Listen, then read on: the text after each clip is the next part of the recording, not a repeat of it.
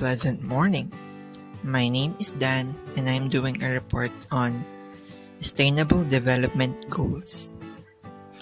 The Sustainable Development Goals are 17 key indicators as stipulated by the UNDP.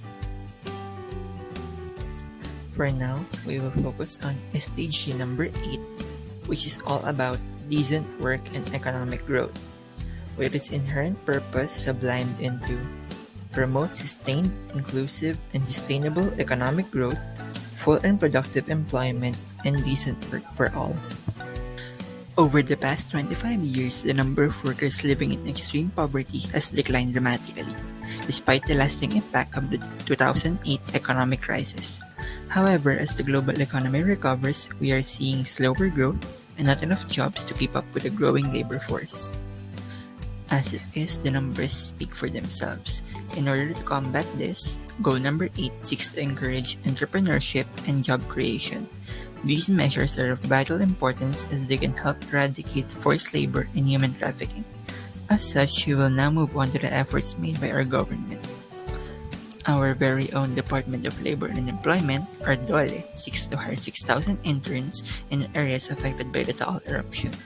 To assist the residents, DOLE allocated 72.6 million for 6,000 government interns to be hired and placed in Batangas. For one, since the goals are considered ubiquitous and a societal concern, one cannot help but notice the efforts made by other countries. One such country, Uganda, formed the Student Senate, a school-based project dedicated to providing advice and assistance to young people in order to shape their understanding of sustainable developments through intellectual discussions. Next on our list will be goal number 9, which is all about industry, innovation, and infrastructure. It seeks to build resilient infrastructure, promote inclusive and sustainable industrialization, and foster innovation.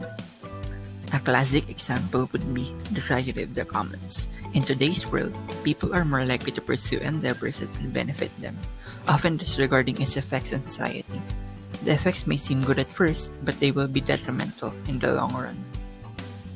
In line with this, the Philippine government implemented a myriad of protocols and regulations in order to bring this goal into fruition. Locally, the Philippine government established another department, that is, the Department of Human Settlements and Urban Development. The law creating this department was signed into law by President Duterte on February 14, 2019. Going from the national scene onto the international scene, a number of countries are investing on environmental education projects in order to comply with the Sustainable Development Goals as stipulated by the UNDP. The Environmental Education Project Pescarte is the result of social organization, which established a measure that oil and gas companies, in order to be licensed, must comply with a series of measures. Among them, they are required by the Federal Environmental Agency, EBAMA, to implement environmental education programs. Finally, we are up against goal number 10, reduced inequalities. In a nutshell, its primary purpose is to reduce inequality within and among countries would be very much helpful as everyone is in an even fighting ground with one another. Equality is a much-needed concept, considering the society that we live in nowadays.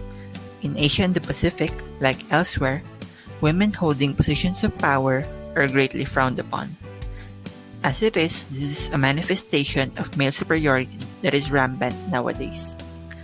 When it comes to equality, the clamor for change is louder than ever. In the Philippines, government officials decided to even the scales. In countries like the Philippines, the recent passage of the expanded maternity leave law, which expands maternity leave benefits from 60 to 105 days, and thus should lower the gap between male and female labor force participation.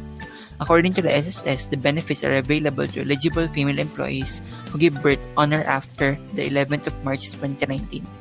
Of course, since equality is a much desired and a much discussed concept, one ought to look at the efforts made by other countries. For one, the SDG Acceleration Action will provide innovative financing in order to support women entrepreneurs.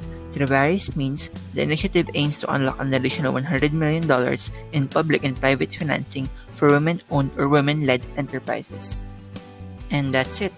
Thank you and have a good day.